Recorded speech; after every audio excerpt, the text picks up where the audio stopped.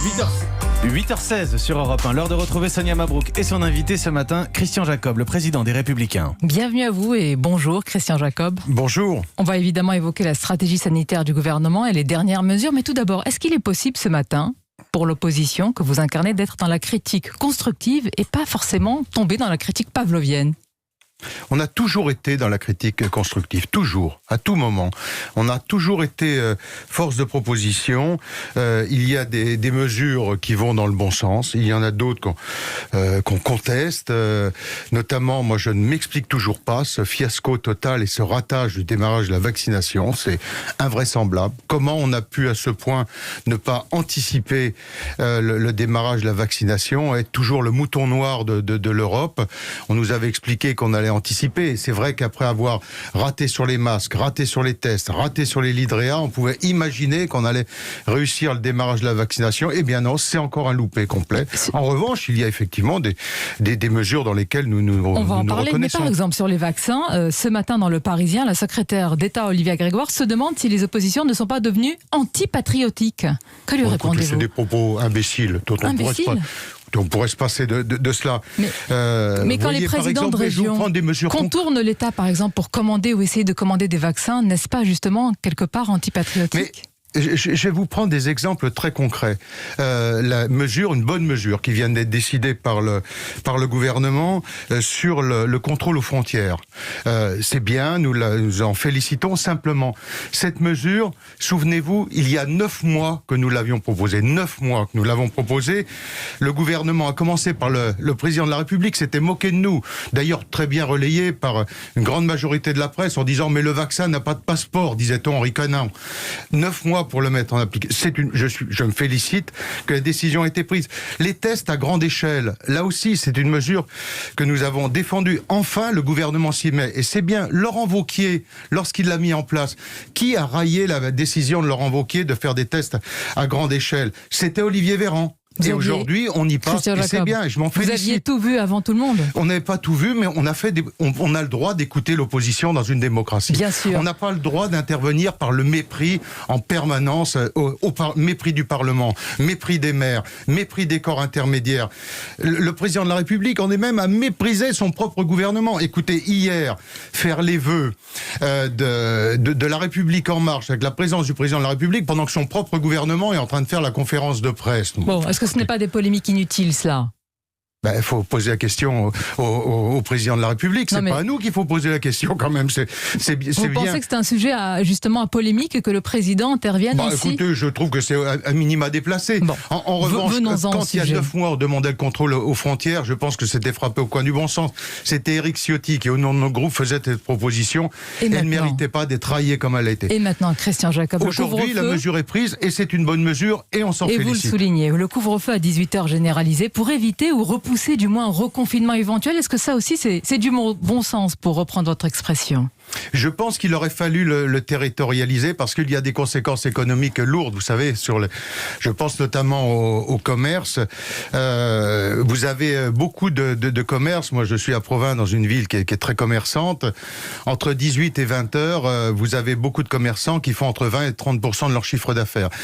Donc, la prendre sur l'ensemble du territoire, je pense qu'il aurait fallu, à mon avis, la territorialiser davantage. Très bien, mais vous ne contestez pas son efficacité ni son impact sanitaire. À partir du moment où elle nous évite, et j'ai entendu les arguments du Premier ministre hier, de toute façon, tout doit être fait pour éviter le confinement, la mise sous cloche, sous bulle totale du pays. Donc vous approuvez, pardonnez-moi, ce chemin de crête qui cherche aujourd'hui à éviter un confinement lourd de conséquences sociales et psychologiques. Mais simplement, ce que je dis, c'est qu'on aurait pu le territorialiser.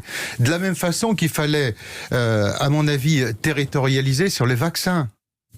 C'est-à-dire ce qui est fait aujourd'hui avec cette plateforme... Mais il y a une montée en puissance quand même, au-dessus du million de vaccinés fin janvier, et même si le rythme ne vous convient pas, il est dans une forte progression. Oui, enfin, il est dans une forte progression. Je vous rappelle qu'on vaccine aujourd'hui 5 fois moins, on a de vaccinés 5 fois moins qu'au Danemark, 4 fois moins qu'en Italie. Ce n'est pas un vaccinoton, c'est chacun son rythme et les publics prioritaires identifiés. Mais pourquoi, au nom de quoi, la France serait systématiquement le dernier ? Pourquoi systématiquement la France rate à chaque fois les opérations exagération.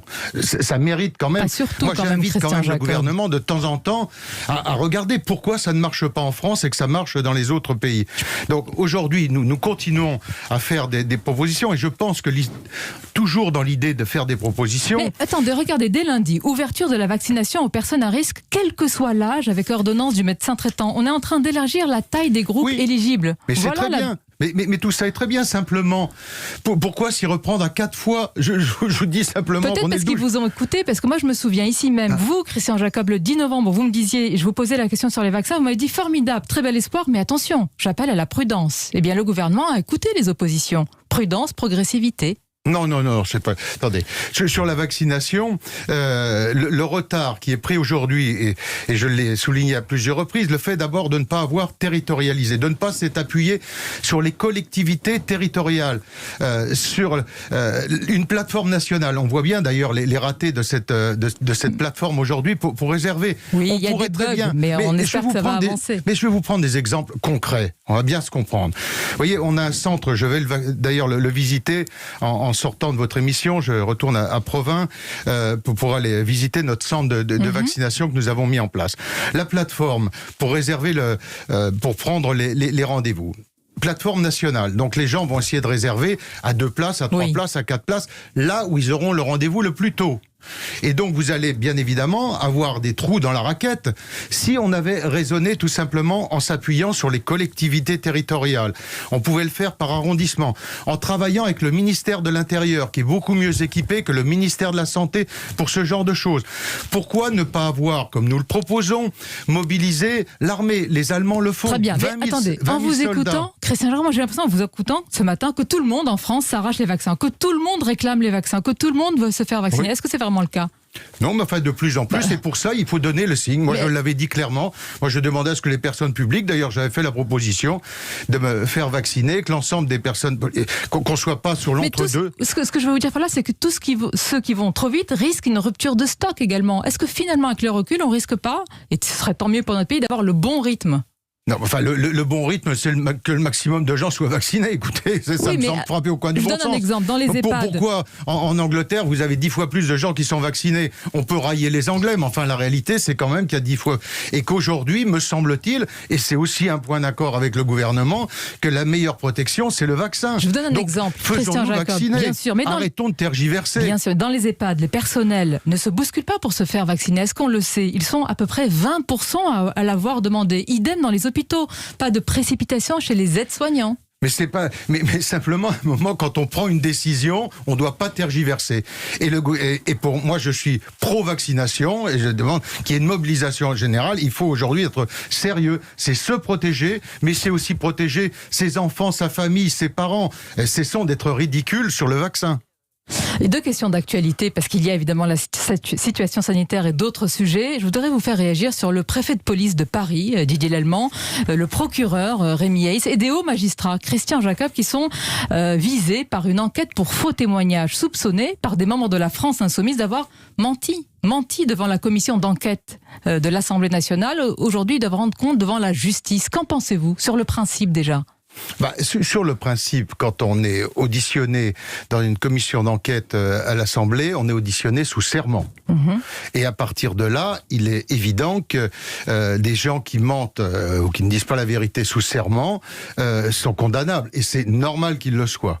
Je connais pas là, les éléments précis qui leur sont reprochés, mais si c'est le cas, en revanche, je dis faisons attention, et notamment à l'égard... Ma question est simple, est-ce qu'il y a une opération politique derrière cela, ou est-ce que vous comprenez ce principe? À l'égard des ministres, notamment en exercice, moi je l'ai dit, j'ai été choqué, notamment sur les perquisitions qu'ont pu avoir chez Olivier Véran ou chez Édouard Philippe, mais il n'était plus en fonction, mais ça me choque parce qu'il y a un moment, il faut laisser la capacité à l'exécutif d'agir.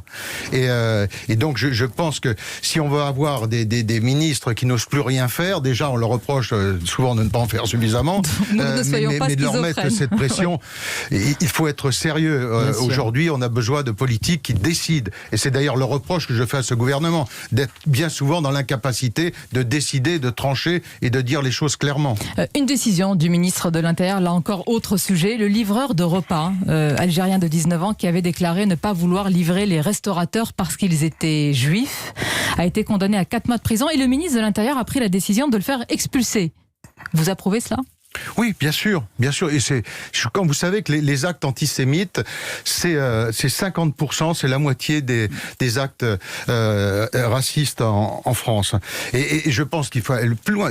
Tous les étrangers qui, sur le sol français, commettent des délits, que ce soit des délits racistes, antisémites, ou que ce soit l'apologie du terrorisme, ou que ce soit tout autre délit, n'ont plus rien à faire sur le sol national.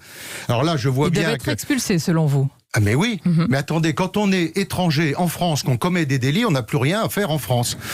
C'est aussi clair que ça. Simplement, ce que je note aussi, c'est qu'avec ce gouvernement et le gouvernement Macron, je crois qu'on est effectivement au taux de raccompagnement aux frontières sur les décisions d'expulsion le plus faible qui n'a jamais été. 9 sur 10 qui ont fait l'objet d'une décision de justice d'être expulsés ne sont pas expulsés. Seulement 12% sont expulsés. Alors je veux bien que le ministre de l'Intérieur mette en exergue pour des propos et des agissements antisémites, bien sûr. Je veux bien que le ministre de l'Intérieur mette en exergue une expulsion, mais ne soyons pas ridicules, regardons la réalité des choses. Ces étrangers qui commettent des délits en France n'ont rien à faire sur le sol français, c'est aussi clair que ça. Merci Christian Jacob. Vous m'avez dit pas de critique pavlovienne, mais constructive, hein, c'est bien ça ce matin. Mais tout à fait, mais écoutez, je vous ai dit qu'un certain nombre de mesures que l'on soutenait et dans lesquelles on se retrouvait, je regrette simplement qu'elles soient prises avec autant de retard et d'avoir autant méprisé l'opposition lorsqu'on faisait ces propositions. Bon, elle s'exprime en tous les cas, notamment ce matin. Merci Christian Jacob d'avoir été notre invité. Bonne journée à vous.